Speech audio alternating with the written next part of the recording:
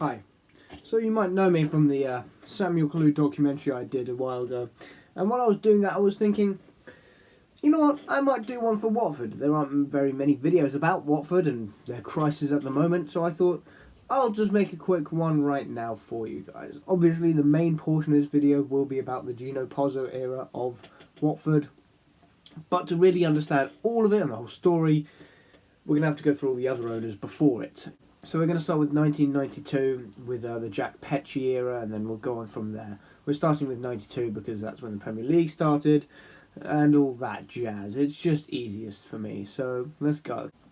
Jack Petchey was an owner of Watford. Best way you describe him. One of his main problems was that he just didn't really spend that much money. He spent money on players, but he would always sell more, meaning, yes, there was a profit, but the players were coming in and coming out, and they were aging overall the squad, and they never really did anything. They never really went anywhere. And this kind of concluded in them being relegated to League One, where in the next season they would end up 13th mid-table in League One. They really struggled. So Jack Petchey left Watford after this, and the club was sold to Elton John, baby. He's back. His second stint as owner of Watford, and the first thing he does is get Graham Taylor, club legend, as the Watford manager. He spends big in League One, and immediately they get them promoted first into League One title in the bag. That's a trophy.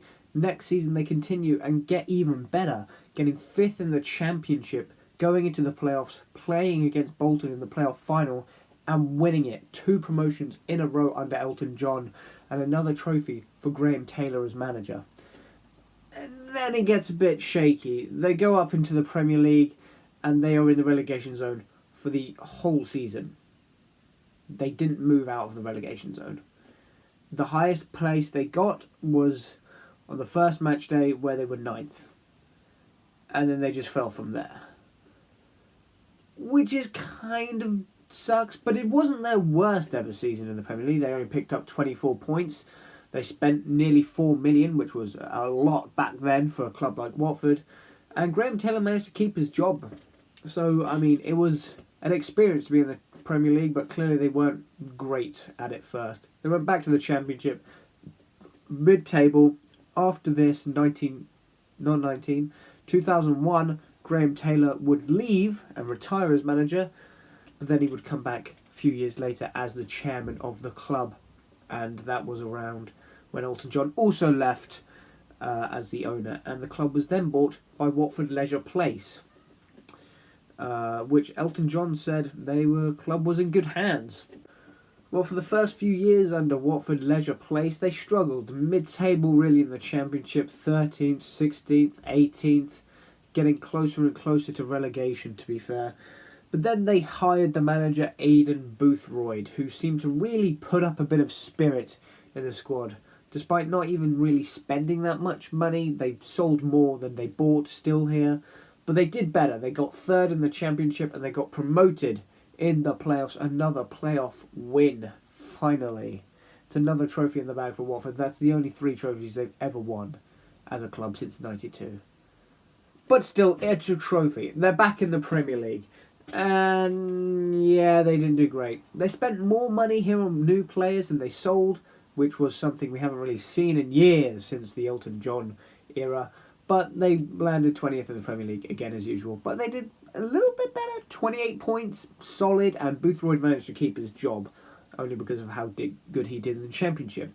They hoped that he would keep going and get back up straight to the Premier League next season, and they kind of did. They got 6th in the Championship, just managed to scrape it with 70 points, but they were knocked out in the playoffs, so it didn't mean that much. And then the decline happened again, and this season, 2008 and 2009, was a rocky season for Watford under this time. They ended up 13th with only 58 points. Boothroyd started off really badly, lost so many games at the start, and they got sacked. McKay came in as an intern. Then they got Brendan Rodgers in, who also got sacked, so he could be replaced by McKay again as intern. So they ended up with 4 managers in one season, which was unheard of, especially for a team like Watford. So yeah, it wasn't great. Next season they started to fall off again with 16th. McKay now with the permanent job, and then 14th. They were really mid-table, but the problems were over now. Mid-table in the Championship, nothing really interesting. And then Watford Leisure Place go out of business. They become defunct and turn into Watford Leisure Limited.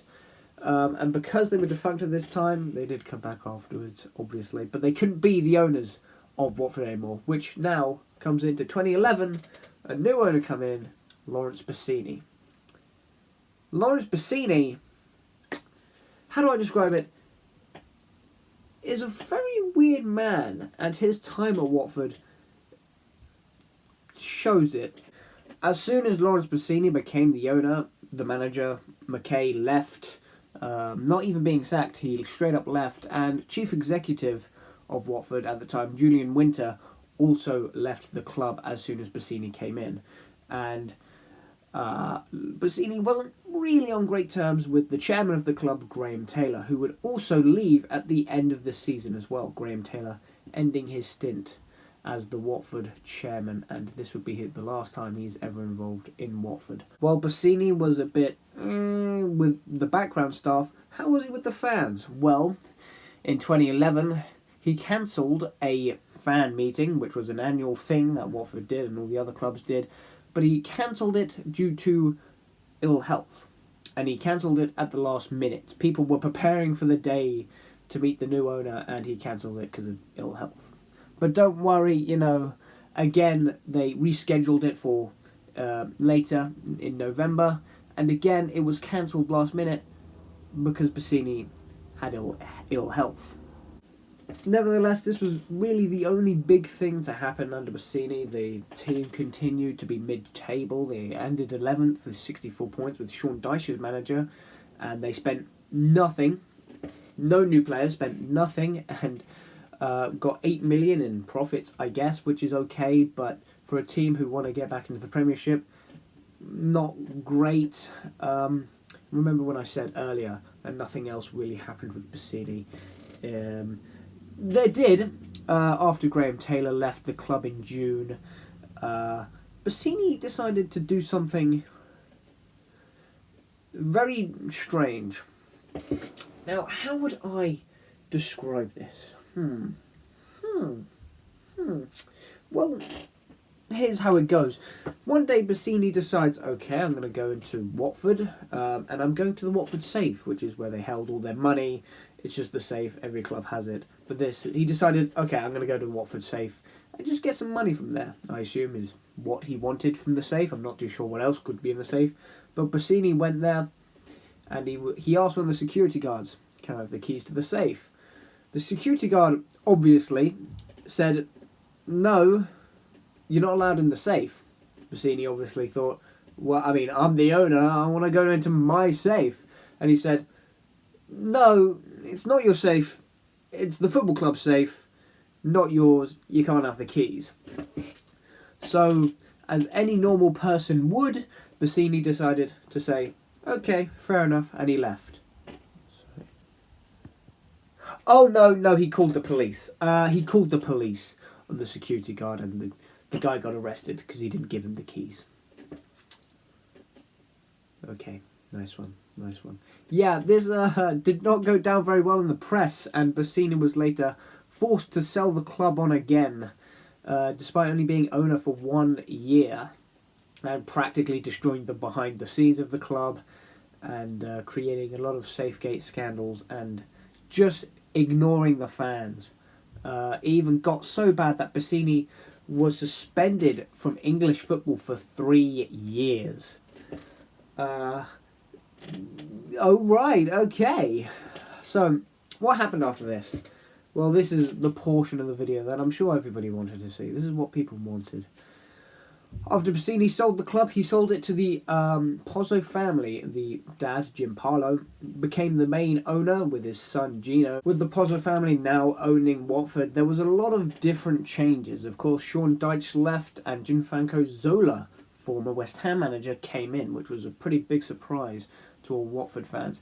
Also, the Pozzo family set up this little thing called the Scouting Network, where players from Udinese or Granada, the two other clubs the Pozzo family would own, went over to Watford, and then opposites. It's just basically they own these clubs, players would switch from all these clubs. It's a pretty simple concept, which is still going to this day. Obviously not with Granada though, as the Pozzo family sold that club in 2016. Scott Duxbury would also join the club, not as chairman, not yet. That would be Rafael Riva. That would be his job, though he was only chairman for a couple of years. Scott Duxbury, for future chairman, was given the job of chief executive for this season. What else did the Pozzo family add in? Well, let's be fair, Vicarage Road isn't the best stadium in the world. It was pretty small at this time, and the whole stadium was built out of bricks. So they decided, we're going to renovate it and upgrade it, give it some new features, and bang on a Watford club shop, which I'm sure you all know now. They put that up, and they just made the stadium bigger. This was financed by the Pozzo family for about 15 million. That's how much they spent on renovating the stadium. And they just made it new and, 2010s like. Obviously, also improving the stadium. They also wanted to improve the players on the pitch. So they actually went out and got some good players. They got Fernando Forestieri from Udinese, of course, Fitz Hall from QPR, and Manuel Almunia from Arsenal on a free. I've butchered his name. I'm very, very sorry. There's no real players that were sold that were really all too important, but Mariappa, player from the Watford Scouts Academy, did leave to Reading, so is that interesting? Overall, it was some decent purchases, mainly on for frees, but they were experienced players with the Championship. And did they do well? Yeah, they did pretty well. They got third in the Championship, 77 points. They were in the playoffs. What did they do in the playoffs? Well, of course, it spawned that beautiful moment that Watford fans absolutely love, and clearly everybody else does, where they beat Leicester in the playoff semi-finals. Hogg, Deeney, bang, bang, boom. You know the story. They ended up in the final, but they didn't manage to do it. They lost to Crystal Palace in extra time. It was really a big shame, because that semi-final was so amazing.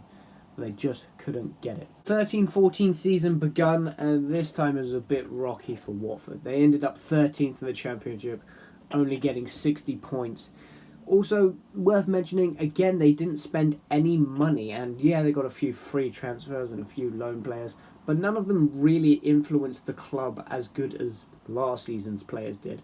Also, Zola started off pretty badly, in bad shape and bad form, probably because the last game was a playoff loss and that affected the players, so they struggled to really kick in it, and he got sacked.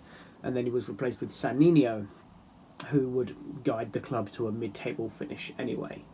The club also sold a couple of players who were big name players in the dressing room, like John Eustace, Craig Forsh, Lee Hodgson, Carl Dixon, Jonathan Hogg, Britta Sombalonga, and Ad Thomason.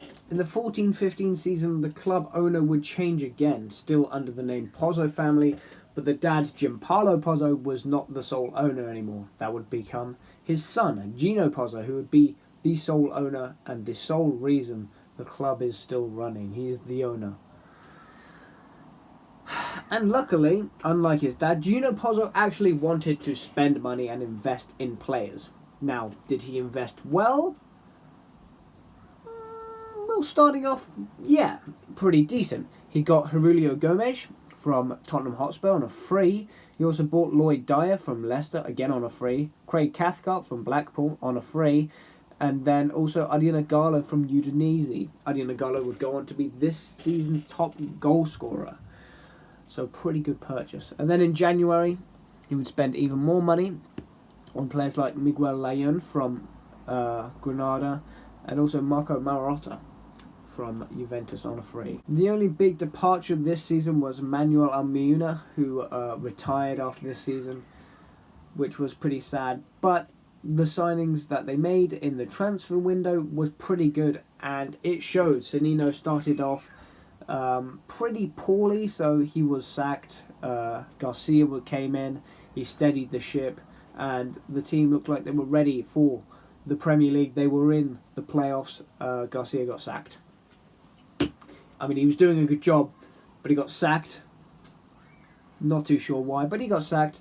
He got replaced by McKinley, who was only an intern manager for about 2-3 games, and he was replaced again with Jokanovic, who would actually not get sacked and would end the season with the team in second, managing to get automatic promotion. They were first, they bottled it on the last day, but nonetheless, promotion is promotion. And the team ended with 89 points, and now finally, again, after all these years, in the Premier League. And this time it was looking a bit hopeful. The team had some proper money behind it. And yeah, the whole sacking managers thing was a little bit strange. There wasn't any real reason why all these managers got sacked. But hey, it worked out in the end. They're back in the Premier League. The club was finally back in the Premier League, and the first thing the club did was sack Jokanovic. He got the team promoted. He was sacked. Okay. He was replaced by Kiki Sanchez Flores. Was he any good? Yeah, I don't know. I've never heard it before. But what we want to know is the transfers. Did they spend big? Yeah, they spent 10 times more than they did last season, and they got players like Juan Fran for 1.5 million. They got Mati Vidra from Udinese, which was a pretty good player. Jose Holbes from Roma. Etienne Capoue from Tottenham, Prodigal from Werder Bremen, Britos from Napoli on a free, Steven Berghaus from AZ, and Costel Pantilimon from Sunderland, a goalkeeper, Mario Suarez from Fiorentina on 4 million, and Decore from Rennes, who would immediately be loaned out because he was still quite young then. But a lot of really good players invested, and were they Premier League quality? Yeah, they ended up 13th. It was a pretty good start. They ended up with only 45 points, which was decent for a club staying up. They were never really threatened by relegation. There were a lot of bad moments where they lost like 3 or 4 games in a row, but never really struggled all too much. A lot of draws, but nevertheless, 45 points, 13th place in the Premier League. That's pretty good for a new promoted club. The only real losses this season was Forestieri, who went off to Sheffield Wednesday for 3 million, but he was pretty aging now, and Jonathan Bond also left with Luco 9, who didn't really add anything anyway. So yeah, they were gone. But it was a pretty good season, a good start, and they managed to stay up this time. Brilliant. It's the 16-17 season. Next up, Kike led the team to 13th place, and he was sacked because of that. Again, why was he sacked? Not too sure. But Walter Mazzari came in as the replacement. Was he any good? No, there was a lot of people saying he wasn't a very good manager, and a lot of press at this time also said that Watford would get relegated because of second season syndrome, and that Mazzari isn't a very good coach. But hey, did they invest well? That's the real question. Yeah, they did. Well, they bought Cabaselli for 6 million, Jerome Sinclair from Liverpool for 4 million, Isaac Success from Granada for 12.5 million, Kabul from Sunderland for 4 million, Roberto Pereira from Juventus for 13 million, pretty big signing there.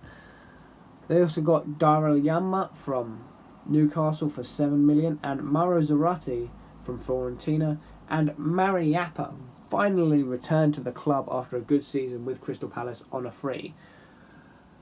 That was a lot of money they spent. They spent £82 million last season to stay here, and again they spent £70 million. That is ridiculous money for a club like Watford. That is a bit too much money, and all the money going to the sacked managers as well.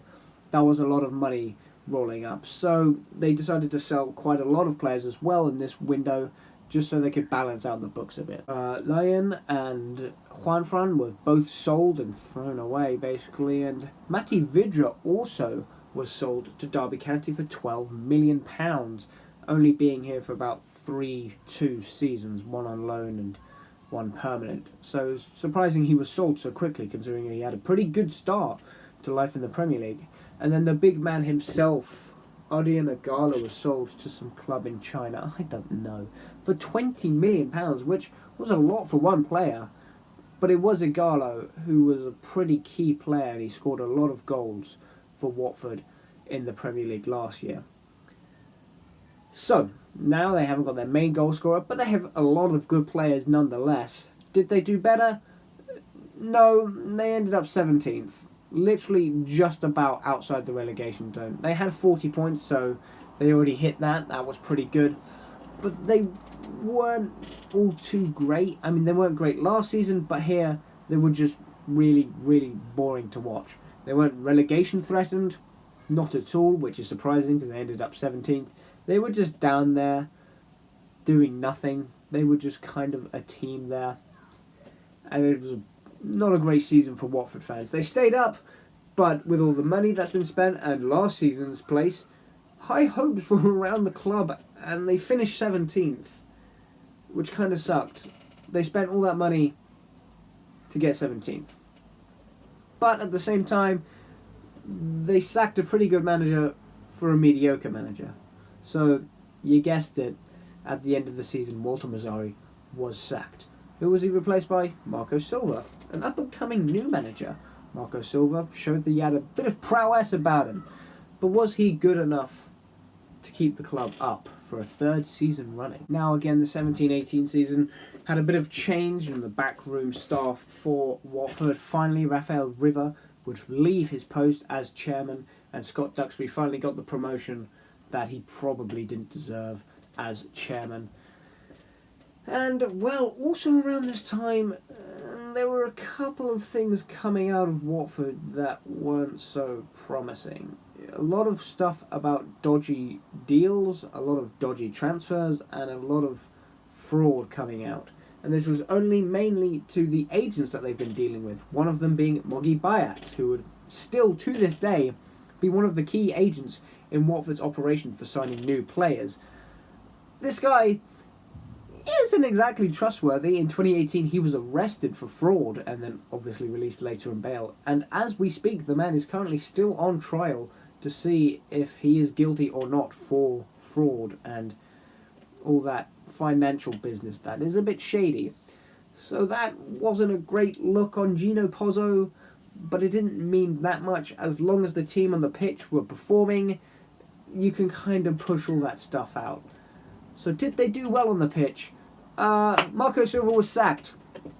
About halfway through the season, he was sacked, replaced by Javi Gracia, who would actually stay till the end of the season.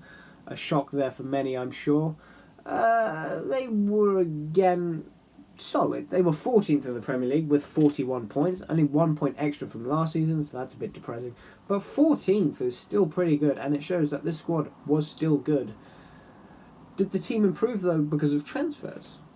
Maybe. Who did they sign this season? They got in a lot of backup players like Daniel Bachmann from Stoke. Tom Cleverley came in from Everton. Kiko Femenia from Alves.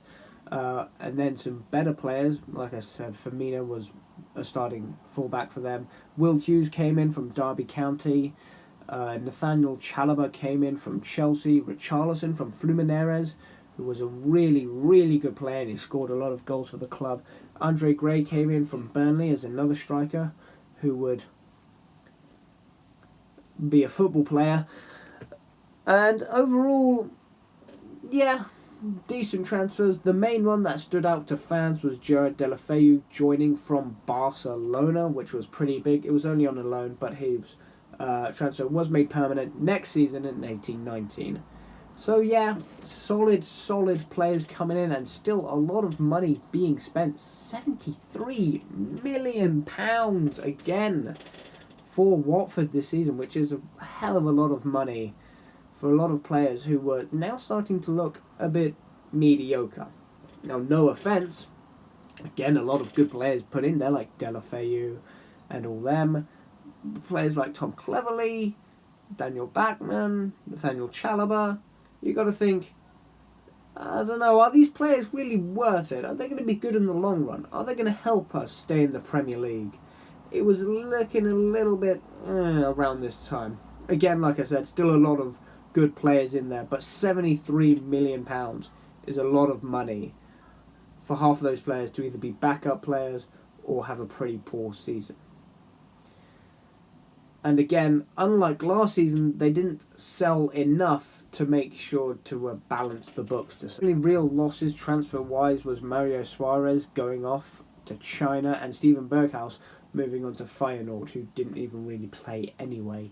So, yeah.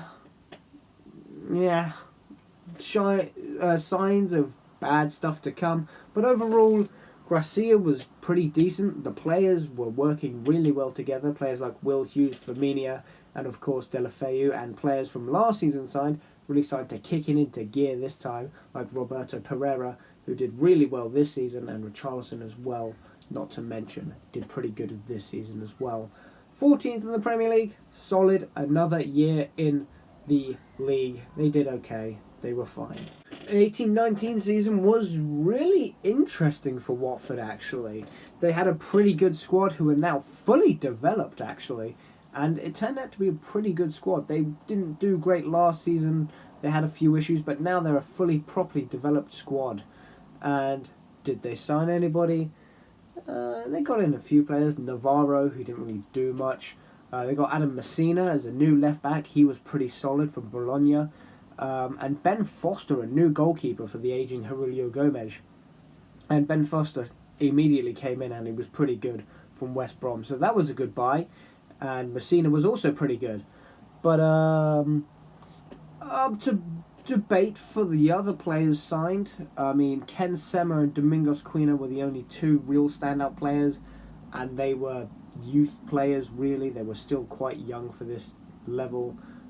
So they didn't really do much. Yeah, they spent 30 million on like 3 good players. It's pretty lucky that the squad was already pretty good, I guess. The squad also did pretty good in terms of sales. They definitely balanced the books in the favours, and this was the first time in forever, since about like 2013, Watford actually made a profit. They sold Castillo Pantolimon, they sold Zarate, they sold Richarlison, the big one, for 50 million to Everton. That was huge. And they also sold Kabul as well, who was just a free agent. His contract was terminated, so didn't get any money on that one. But other than that, 51 million was raked in for this season's transfer window, which was a lot of money. It's good profit, and they have a good squad with a manager who actually understands and know these players. That's rare for Watford. Usually they have a new manager, so the players don't really know what they're doing because it's a new manager every 5 seconds. But here, the manager actually knows this squad and team. And that shows on the pitch. They ended up 11th in the Premier League this time, hitting 50 points. This is Watford's best ever statistics season in the Premier League. Not just that, the club also went on a really, really good run to the FA Cup final. I think everybody loves it, and this is my favourite Watford game I've ever watched in my life. The FA Cup semi-final against Wolves, where I went to extra time 3-2, and that Deulofeu goal. Mwah. By the way, I don't want to mention it, but Deulofeu, top goal scorer this season. What a player he was for Watford this season. It was a really good season. There were even talks of Europe halfway through the season, where the club was in 5th, 6th. They were battling up there, and then it kind of declined at the end of the season. They dropped down to 11th. But that's still pretty good. 50 points is massive, especially considering the last few seasons they were mediocre at best. And of course, the FA Cup final that they were in was pretty big against Man City.